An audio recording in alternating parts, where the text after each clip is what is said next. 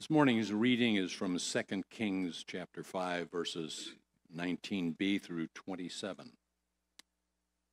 After Naaman had traveled some distance, Gehazi, the servant of Elisha, a man of God, said to himself, "My master was way too easy on Naaman, this Aramaean. Why not accepting from him what he brought? As surely as the Lord lives, I will run after him and get something from him." So Gehazi hurried after Naaman. When Naaman saw him running toward him, he got down from the chariot to meet him. "Is everything all right?" he asked. "Everything is all right," Gehazi answered. "My master sent me to say, 2 young men from the company of the prophets have just come to me from the hill country of Ephraim. Please give them a talent of silver and 2 sets of clothing." "By all means, take 2 talents," said Naaman. He urged Gehazi to accept them, and then tied them up the 2 talents of silver in 2 bags with 2 sets of clothing. He gave them to the 2 of his servants, and they carried them ahead to Gehazi. When Gehazi came to the hill, he took the things from the servant and put them away in the house. He sent the men away, and they left. When he went in and stood before his master, Elijah asked him, "Where have you been, Gehazi?" "Your servant didn't go anywhere," Gehazi answered. But Elijah said to him, "Was not my spirit with you when the man got down from his chariot to meet you? Is this the time to take money or to accept clothes, or olive groves and vineyards, or flocks and herds, or male and female slaves? Naaman's leprosy will cling to you and to your descendants forever." Then Gehazi went from Elijah's presence, and his skin was leprous. It had become as white as snow.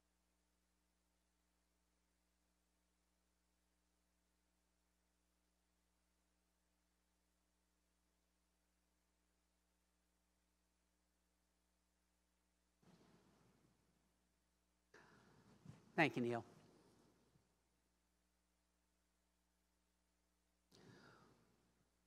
What was her name? Leading up to the scene from the 2nd book of Kings that Neil shared with us, we're told that a man named Naaman, the commander of the army for the kingdom of Aram, an ancient land that took up most of what is now modern-day Syria. We're told that Naaman, the commander of the Aramaean army, suffers from leprosy. Not leprosy as we know that term today, representing what's known as Hansen's disease, but leprosy as it's understood in the language of the Bible, representing a host of different type of skin-related issues, often infectious ones. Naaman, we're told, has leprosy. As commander of the Aramaean army, Naaman would have often led raids into ancient Israel. The Aramaeans and the Israelites in that time, often adversaries. During the course of one of those raids, a young, unnamed Israelite girl is taken captive. She will become the servant of Naaman's wife. When that young, unnamed Israelite girl learns that Naaman is suffering from leprosy, she says to Naaman's wife, "I know a guy. I know a guy who I think can help. He's a prophet in Israel." This young, unnamed Israelite girl offers a path to healing for someone who is a foreigner, an adversary, an other to her.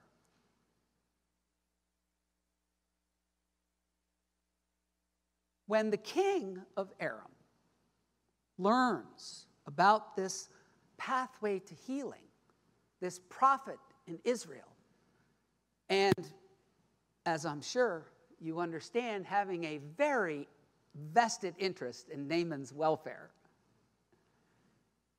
he sends Naaman to the king of Israel with a letter requesting that the king of Israel assist in Naaman's healing. And to help convince the king of Israel to do that, he sends along some pretty sweet financial considerations. But in a twist, right out of a long ago classic comic film, the king of Israel completely misunderstands the situation. He thinks that the king of Aram expects him to do the healing, to heal Naaman. And knowing that he can't, he becomes a bit verklempt. He tears his clothes, we're told, a sign of, among other things, great distress. He knows he can't do it. And he thinks it is a ploy, a plot that the king of Aram is setting him up, that he will invade Israel now, with the pretext being the king of Israel's refusal to help Naaman. But also, like one of those long ago comic films, a wiser, cooler head steps in to save the day. That Israelite prophet, Elisha. Elisha, the successor to the great Israelite prophet, Elijah. Elijah says to the king of Israel, calm down, Sparky. See, prophets can talk to kings like that because they know they only answer to God and not to anybody else. Calm down, Sparky, he tells the king of Israel. Take a breath. I got this. I got you covered. And Elisha does got this. Though Naaman doesn't make it any easier. You're kidding, right? Naaman says to the prophet. That's it? All you want me to do to get healed is to go and wash in the Jordan River 7 times? The exasperated commander says to the stoic prophet. Yep. That's it, Elijah says. Go and wash in the river 7 times. 7, one of those biblical numbers that represents wholeness, completeness, the right or necessary amount. That's all you have to do.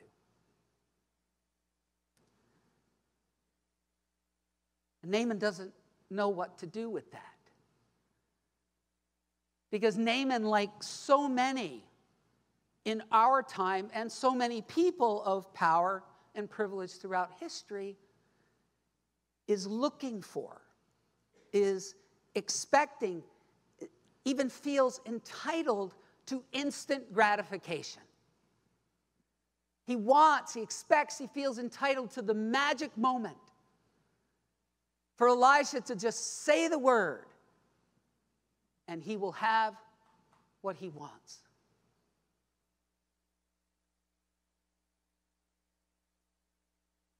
But Naaman's servants understand. They understand the need, unlike Naaman, for being willing to do the ordinary, simple, day-to-day, unglamorous stuff that really gets things done. They understand what I call incremental slogging. And so they convince Naaman to go and slog in the muddy rivers of the Jordan River 7 times. And then, and only then, Naaman is healed.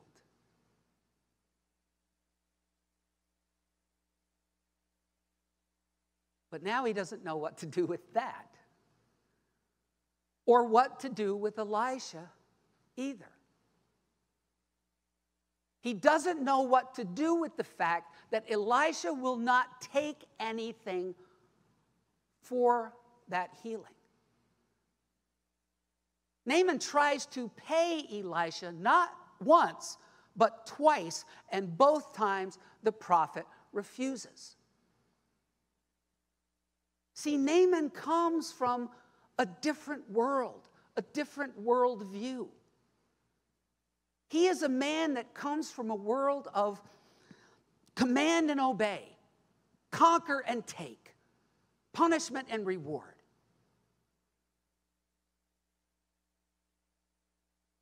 He doesn't know what to do with grace. He doesn't understand it. He's never experienced it. He doesn't know how to receive it.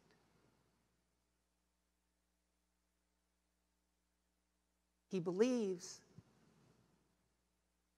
that it should be a transaction, a commodity. But Elijah knows differently. Elijah comes from a world where he understands grace, a worldview where he recognizes it, where he realizes that it is, as theologians refer to it, God's freely given, unmerited, unearned blessing. And Elisha also understands that that healing is because of the power of God's grace, and that he is simply called to be a conduit of that grace. Unfortunately, that understanding apparently did not rub off on one of Elisha's own people. Because Naaman doesn't get very far back on the road to Aram when one of Elisha's attendants, a guy named Gehazi, chases after him. Gehazi then tells Naaman a made-up story about 2 other Israelite prophets who just happened to pop in to visit Elisha right after Naaman had left. And those 2 imaginary prophets are in need of money and clothes. Pre-Elisha, Naaman very likely would have told Gehazi to get lost. He would have told that foreigner, that adversary, that other, my business, my transaction was only with Elisha, and that's done, so go away. But again, that was Naaman pre-Elisha. Naaman has now experienced grace. He has received it. He has been touched by it. He has been blessed by it. And he has been changed by it. Because instead of telling Gehazi to go away, he gives Gehazi not just what Gehazi asked for, but way more than that. Which Gehazi then turns around and stores away for his own gain later. Gehazi is now the leper, the spiritual leper. He is now spiritually infected. Infected in a deeply harmful way. He is also closed to grace, but not like Naaman was closed to grace. Naaman was closed to grace because he didn't know anything about it. He didn't understand it. He'd never experienced it. It was a completely foreign idea to him. But not Gehazi. Gehazi was one of Elisha's people. He understood grace. He just didn't want to give it.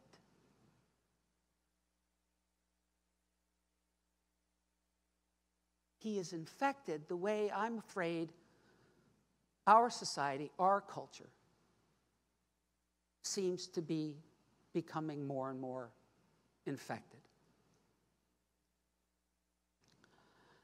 So, unlike a lot of Christians, I happen to think atheists are our friends.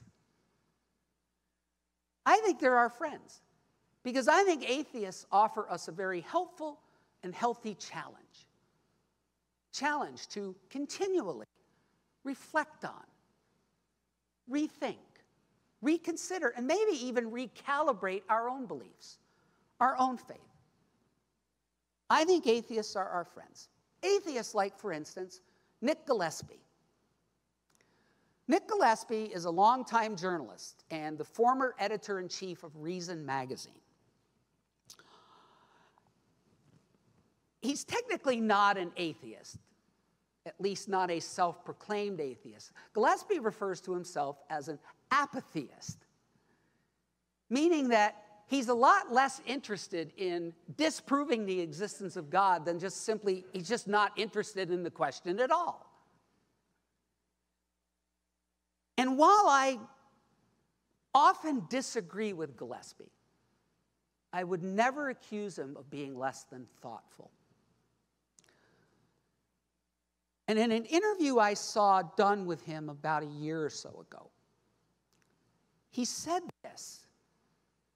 He said that one of the things that concerns him the most about modern American society is that we seem to be becoming more and more interested in, more and more eager to engage in what he called the condemnation associated with Christianity without any of the grace. Without any of the grace. And what he meant by that is he believes that we seem to be more and more eager as a culture, as a society, to refuse to give people the benefit of the doubt, to refuse to give them second chances, to not want to make them, or to want to make them pay, to let them off too lightly, as Gehazi says about Naaman. My master let him off too lightly, especially when it comes to those like Gehazi, who we see as the foreigner, the adversary, the other. Gillespie says that that lack of grace is infectious. Something that Gehazi will soon discover.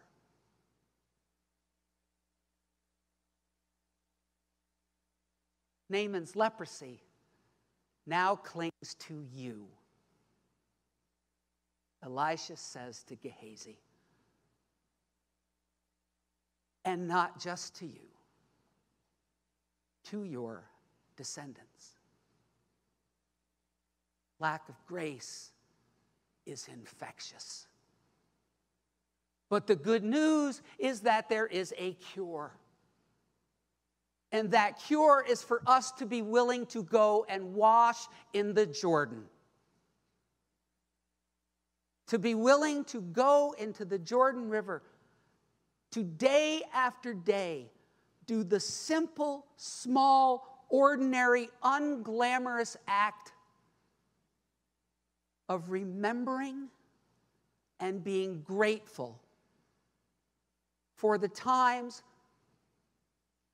that we have been let off too lightly, the times when we have been let off too lightly by God or by others,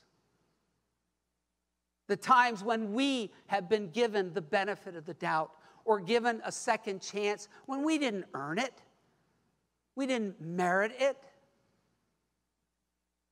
The cure is to go and to wash in the Jordan 7 times. To remember and be grateful for that grace day after day after day. And through that, and with God's graceful help, we can flip Nick Gillespie's sentiments completely around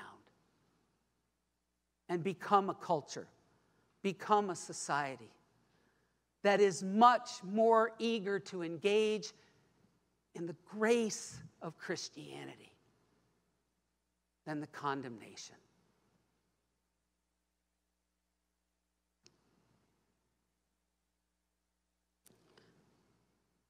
The grace that Elisha gave Naaman. The grace that Naaman gave Gehazi. But all of that grace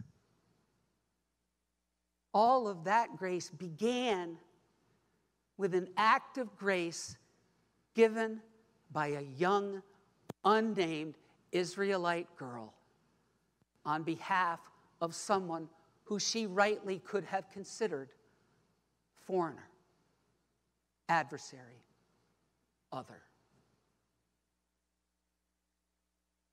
What was her name? What was that young, unnamed Israelite girl's name? We don't know. But I think it was Cahen.